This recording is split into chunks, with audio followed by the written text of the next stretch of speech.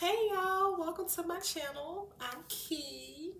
My first name is Kiera, but I go by Key, Kiwi, doesn't matter.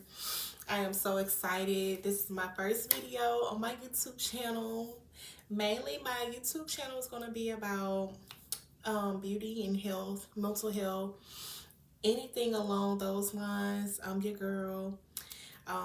Mainly going to be talking about things I've been through and I overcame in this lifetime, and mainly the things that I have been through I had to face alone. So there's been so many topics that I felt like I really couldn't go to anyone about, or no one could really understand um, or relate to what I was going through at the time. So this is another reason why I wanted to start my YouTube channel, just to express myself freely and to meet my community, meet my tribe. And I know it's people out there that has gone through similar things I have went through, or is currently going through things I went through. So yeah, I'm so excited. I am so excited. I'm so excited. I can't just I'm so excited. I'm finally just sitting down to actually just sit down and talk to you guys. So I want to go ahead and dive into it. Welcome, welcome, welcome. I think the first thing I want to talk about on my channel is life after college. Yeah.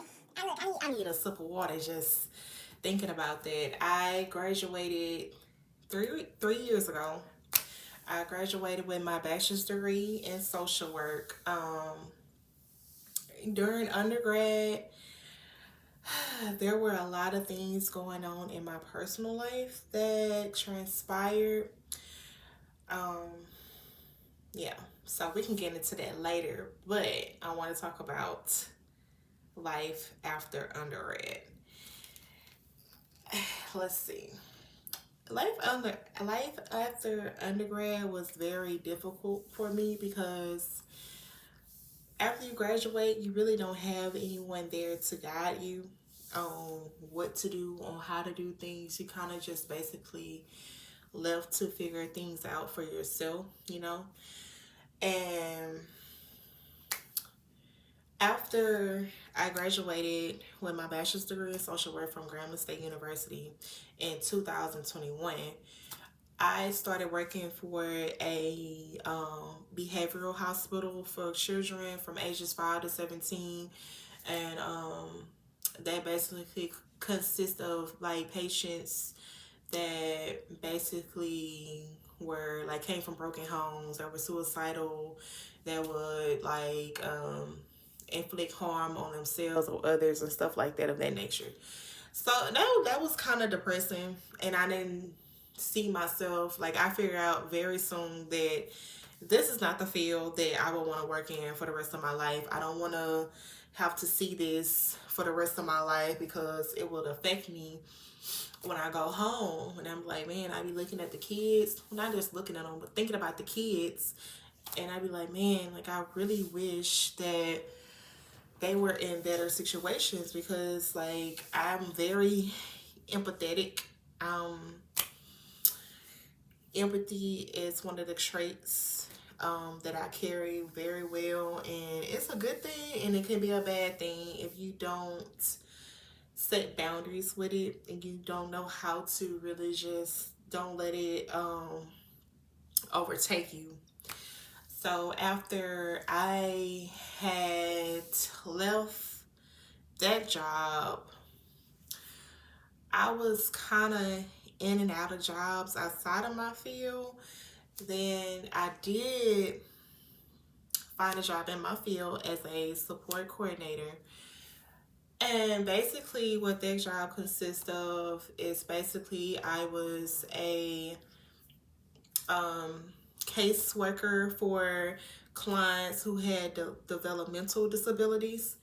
Um, Basically, with clients that had like basically like mal retardation, stuff like that, and needed assistance and things on their own. They basically had a lot of DSWs, direct service workers, in their homes. Um, the job was, I'm gonna say it was a great experience, but the environment was very toxic.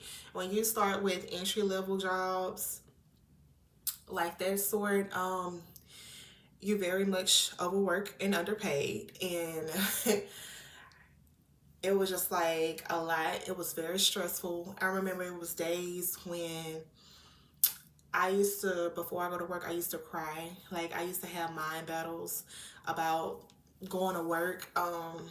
It was horrible. Not because of the work, but it was mainly because the work was bad. I ain't gonna say the work was bad.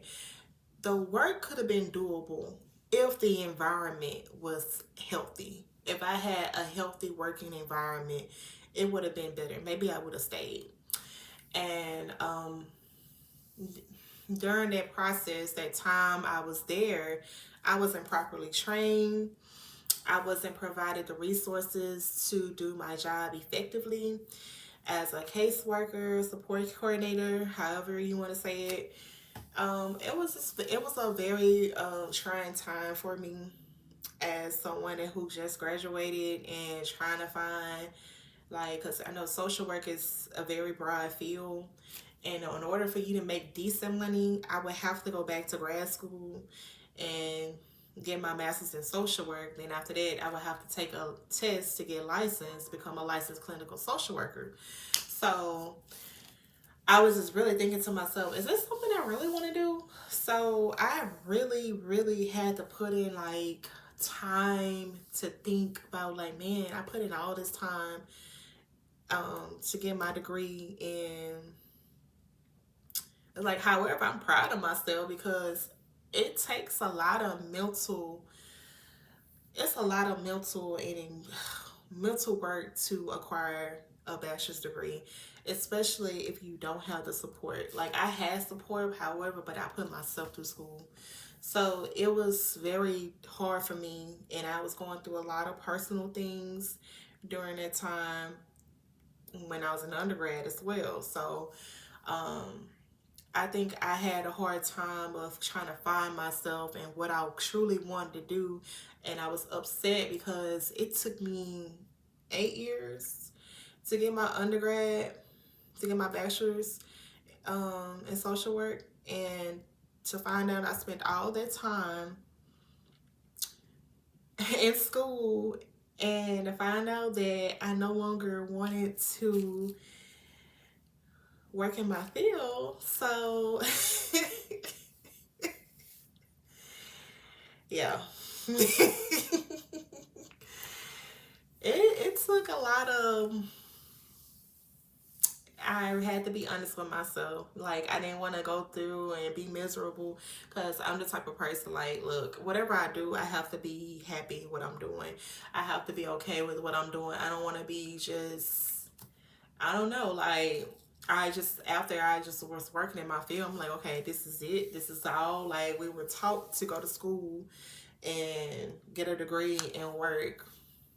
I found out a long time ago that I don't like working for people. Like, I wasn't meant to work for anybody. So this is me basically, like, just doing my own thing so I can express myself in ways that I never done before. And I always said that, like, I was gonna, I don't know, I always felt like I needed to share my story with people.